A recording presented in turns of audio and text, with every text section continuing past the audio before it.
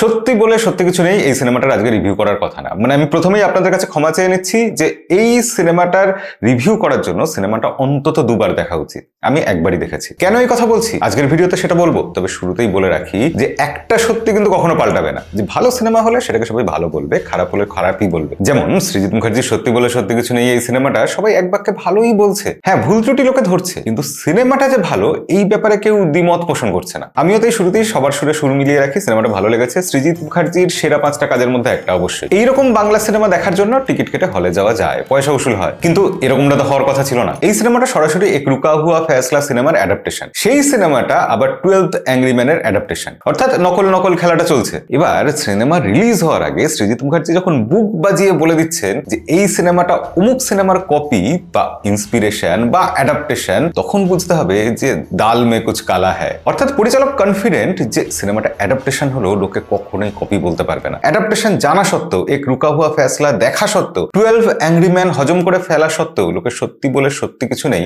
এই সিনেমাটা দেখে মজা পাবে, ভালো বলবে। কিন্তু পরিচালক এত কনফিডেন্ট কিভাবে হলেন? আমাদের যে নিয়মিত পডকাস্ট আসে সেই পডকাস্টেই আমি এই কথা বলেছি। এই রবিবারই এন্টারটেনিং প্রিন্সের চ্যানেলে সেই পডকাস্টের ভিডিওটা আসবে, সেখানে দেখবেন সিনেমা রিলিজ হওয়ার আগেই আমি বলেছি যে সৃজিত মুখার্জির গ্রাউন্ডে খেলাটা হচ্ছে। অর্থাৎ এক রুকা হুয়া ফয়সলা এই সিনেমাটা একটা ক্লোজড ডোর ড্রামা, একটা ঘরের মধ্যে সবকিছু হবে, 12 জন মানুষ কথা বলবে, কথোপকথনের গল্প। আর ডায়লগ বেসড সিনেমা মানে সৃজিত মুখার্জি সেখানে প্রতি বলে ছক্কা হাঁকাবেন, এটা কিন্তু একদম হবেই। কিন্তু গল্পটা তো একই, তাহলে কি হলো? আসলে রুকা হুয়া ফয়সলা বা 12 অ্যাংরি ম্যান এই দুটো সিনেমাতে ক্যারেক্টাররা নিজেদের মধ্যে কথা বলছেন, কথা বলে ঘটনাগুলো জানাচ্ছেন, যে অমুক জায়গায় ও গেছিল, তমুক জায়গায় সেটা হয়েছিল, এই ধরনের ব্যাপার। সেখানে সৃজিত মুখার্জি কিন্তু এই জিনিসটাকেই বড় স্কেলে নিয়ে আসলেন, আমাদের চোখের সামনে ফেলে দিলেন। অর্থাৎ কেউ বলে দিচ্ছে না অমুক ঘটনাটা সেই সময় ঘটেছিল, ঘটনাগুলো ঘটছে, আমরা চোখের সামনে দেখছি। প্রথমত তাতে ফ্রেশনেস আসছে, কপি মনে হচ্ছে না। দ্বিতীয়ত সেই জিনিসগুলো অনেক বেশি ইম্প্যাক্ট তৈরি করছে। একটা কথা বলে দিলে যে ইম্প্যাক্ট হয়, সেই ঘটনাটা চোখের সামনে ঘটতে দেখলে তার থেকে অনেক বেশি ইম্প্যাক্ট হয়। এখানে সেটাই হয়েছে। অর্থাৎ ওই কাল্ট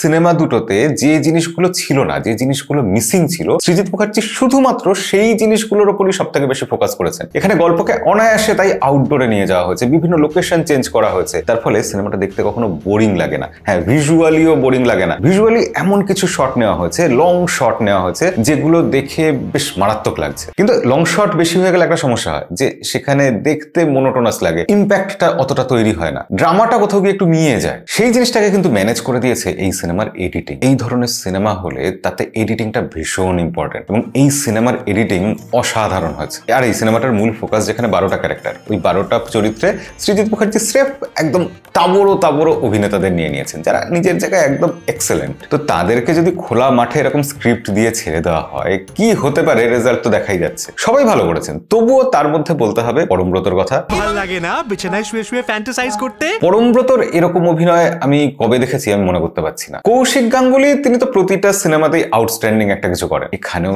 তিনিই হিরো। এরপর আসে ঋত্বিক চক্রবর্তী। ঋত্বিক চক্রবর্তী যে ধরনের অভিনেতা, এই ক্যারেক্টারটা তার সাথে যেন একদম খাপে খাপে মিলে যায়, তাই ঋত্বিক চক্রবর্তী এই চরিত্রে ফাটিয়ে দিয়েছেন। এরপর সৌরাসেনীর যে ক্যারেক্টারটা, তার অভিনয় করার অনেক স্কোপ ছিল, অনেক শেডস ছিল, যার সুযোগ কিন্তু তিনি পুরোপুরি নিয়েছেন। ওই চরিত্রটা আপনার মনে গেঁথে যাবে, সেই চরিত্রের বেদনা, রাগ, আবেগ, সেগুলো আপনার হৃদয়ে স্পর্শ করবে। তবে এই যে স্পর্শ করবে বললাম, তার কিন্তু সব থেকে বড় কারণ এটা এই সিনেমার ডায়লগ। সৃজিত মুখার্জি যে ভালো ডায়লগ লেখেন, বাংলাতে সেরা ডায়লগ লেখেন, এটা আমি সবসময় বলি। কিন্তু এই সিনেমায় ডায়লগ যেভাবে লেখা হয়েছে, যেভাবে ডায়লগই ক্রমশ পেঁয়াজের খোসার মতো গল্পটাকে খুলেছে, ছাড়িয়েছে, সেটা দেখে শেখার মতো। যেসব জায়গায় সিনেমা একটু বোরিং লাগতে পারতো, একঘেয়ে লাগতে পারতো, সেই জায়গাগুলোতে ডায়লগের মাধ্যমে কিছু হিউমার ক্রিয়েট করা হয়েছে। মানে এত সুন্দর হিউমার ক্রিয়েট করা হয়েছে, যেগুলো ওই সিরিয়াস মোমেন্টেও আপনাকে হাসিয়ে দেবে। আর স্ক্রিপ্টের তো ওটাই কাজ, আপনার আবেগকে একবার উপরে তোলা, একবার নিচে ফেলা। সেটা যে স্ক্রিপ্ট যত ভালোভাবে করতে পারে, সে তত বেশি সফল হয়। এখানে সৃজিত মুখার্জি সেটা করে দেখিয়েছেন, ডায়লগের মাধ্যমেই করে দেখিয়েছেন। আর ডায়লগ শুধু হাসিয়েছে, গল্পকে এগিয়ে নিয়ে গেছে, টেনশন বিল্ড করেছে, এরকম নয়। এই ডায়লগই কিছু ড্রামাটিক মোমেন্ট ক্রিয়েট করেছে। বিশেষ করে লাস্টে যে টুইস্টটা আছে, সেই টুইস্টটা আনএক্সপেক্টেড ছিল। কোথাও কিছু একটা গন্ডগোল আছে, এটা আপনার মনে হবে, সারাক্ষণ সিনেমাতে মনে হবে, কিন্তু সেটা যে এইরকম জায়গায় গিয়ে পরিণতি পাবে, সেটা কিন্তু আন্দাজ করা যায়। এবার এই সিনেমাটা কেন একবার দেখে রিভিউ রিভিউ করা উচিত না, কারণ এই সিনেমার মধ্যে সৃজিত মুখার্জি বেশ কিছু লেয়ার্স যোগ করেছেন, বেশ কিছু ইস্টার এগস, বেশ কিছু হোমাজ দিয়েছেন। সিনেমাটা সাম্প্রতিক সমাজ নিয়ে সাহসিকতার সাথে বেশ কিছু কথা বলে, চোখা চোখা কথা বলে, কিন্তু তার সাথে সাথে বেশ কিছু রূপক রেখে যায়, যেগুলো প্রত্যেকটা নোটিস করা একবারে সম্ভব নয়। এবং তাই সিনেমাতে যে লেয়ার্স গুলো দেখানো হচ্ছে, এমনিতে খালি চোখে দেখছেন, তার বাইরেও আরো বেশ কিছু লেয়ার্স রয়েছে যেগুলো নোটিস করা যায় না একবার দেখে। তো আমি তো সত্যি বলে সত্যি কিছু নেই, আরেকবার দেখবো, ফলেই দেখবো, আপনারাও দেখুন। আমার মনে হয় হতাশ হবেন। অনেক একঘেয়ে সিনেমার মাঝে এই ধরনের কিছু সিনেমা আমাদের মনে থেকে যায়। বাংলা সিনেমার গুণগত মানকে এই সিনেমাগুলো আরো উন্নত করে দিয়ে যায়। ব্যাস এইটুকুই বলার। তবে যারা দেখেছেন সিনেমাটা কমেন্টে লিখে জানাবেন কেমন লেগেছে, আপনার মতামত কি। আপনাদের মতামত আমাদের চ্যানেলে সব থেকে গুরুত্বপূর্ণ। তাই নিয়মিত আমাদের চ্যানেলে ভিডিও দেখার জন্য আমাদের চ্যানেলটা সাবস্ক্রাইব করে রাখবেন, ভিডিও ভালো লাগলে লাইক করে দেবেন। দেখা হবে পরের ভিডিওতে। ততদিন অবধি সবাই ভালো থাকবেন, সিনেমা দেখবেন।